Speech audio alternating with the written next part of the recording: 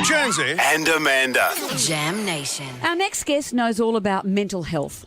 His TED Talks on depression and anxiety have been viewed by more than 93 million people, more than 93 million times.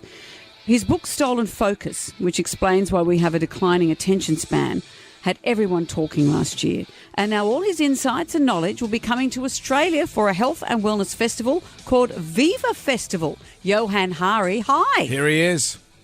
I'm so happy to be with you guys again. Thanks so much. When we spoke to you, was it last year before, about Stolen Focus, we had so much feedback on that, and I know so many people have responded to that. What was it that you tapped into that people went, yes, that's what I'm going through? We are living in such a huge crisis of attention and focus, and I could feel it happening to me. Every year that passed, I could just feel that my ability to pay attention deeply was getting worse and worse. And, this is happening to huge numbers of people. The average office worker now focuses on any one task for less than 60 seconds. What I did for the book is I spent 3 years interviewing the leading experts all over the world, from Melbourne to Moscow, about why this is happening and, most importantly, what we can do about it, right? And I think the most important thing that kind of broke through to people is explain to people, at the moment when that's happening, like it was happening to me, we're all blaming ourselves, or we're getting angry with our kids. And what I learned is, your attention didn't collapse. Your kids' attention didn't collapse. Our attention has been stolen from us by some very big and powerful forces. But once we understand what those forces are, we can begin to defend ourselves and our kids and take our attention back. And those forces are social media. Actually, it's one of the things that really surprised me, Jonesy. So I thought when I started working on this that it would mostly be a book about social media and our phones. So obviously that is a huge part of what's going on. But actually, what I learned is there's 12 factors that can make your attention better or can make it worse that have been scientifically demonstrated. And social media and the internet, some aspects of the internet, it's not all of it, are just one of them. There's so many things going on that are affecting our attention. The way we eat is really negatively affecting our ability to focus. The way our offices are designed, the way our kids' schools are designed. There's a really broad range of factors going on here. So absolutely there's a lot to do with social media, although it's a little bit more complicated than just, the existence of social media. But actually there's just loads of things going on here.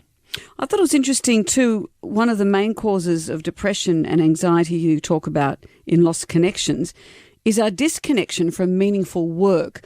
I really like this notion because we're all told, you're working too hard, you need to find more work-life balance, but we do need meaningful work to feel good. Oh, totally. You're so right. One of the big factors, there's 9 big factors that are causing depression and anxiety, and one of them is if you don't have control over your work. A lack of control on what you do hour by hour is a massive factor. It's funny, a real moment for me when thinking about depression, I'll never forget this. I went to interview a South African psychiatrist called Dr. Derek Summerfield, and he happened to be in Cambodia in Southeast Asia in 2001 when they first introduced chemical antidepressants in that country. They'd never had them before. And the local doctors, the Cambodians, said to him, well, what are antidepressants? Because they didn't know. And he explained to them. And they said to him, we don't need antidepressants. We've already got them.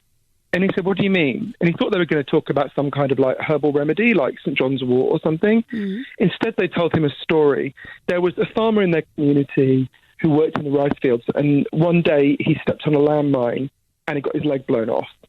So they gave him an artificial leg. They're good at that. And the guy went back a few months later to work in the rice fields. But apparently it's very painful to work underwater when you've got an artificial limb. And I'm guessing it's pretty traumatic to go and work in the field where you got blown up. The guy started to cry all day. He refused to get out of bed. After a while, he had what we would call classic depression. This is when the Cambodians said to Dr. Summerfield, well, that's when we gave him an antidepressant. And he said, what was it? And they said, well, we went and sat with him. We listened to him. We realized that his pain made sense. He only had to speak to this guy for 5 minutes to see why he was so distressed. They figured if they bought this guy a cow, he could become a dairy farmer. He wouldn't be in this position that was causing him so much distress. So they bought him a cow. Within a couple of weeks, his crying stopped. Within a month, his depression was gone. They said to him, so you see, Dr. Summerfield, that cow, that was an antidepressant. That's what you mean, right? If you've been raised to think about depression the way we have, that sounds like a weird joke, right? I went to my doctor for an antidepressant, she gave me a cow, right? But what those Cambodian doctors knew, totally intuitively, is what the leading medical body in the whole world, the World Health Organization, has been trying to tell us for years. If you're depressed, if you're anxious, you're not weak, you're not crazy, you're not in the main a machine with broken parts. What you are is a human being with unmet needs. And you need love and practical support to get those deeper needs met. This could be a great thing at the festival. You're just handing out livestock. You get a cow. You get a cow. This. Copyright me on that one, Johann. Talk about chicken. You're just handing out farmyard animals. Unless you've got an udder idea.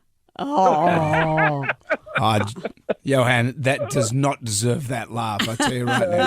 You did a good job, Amanda. I'm on your side. Thanks, Johann. Don't encourage her. To buy tickets to Viva Festival, head to vivafestival.com.au. Johann Hari, it's always a treat. Totally my pleasure. Cheers. Can't wait to come to Australia again. Brilliant. Thanks so much. See you, mate.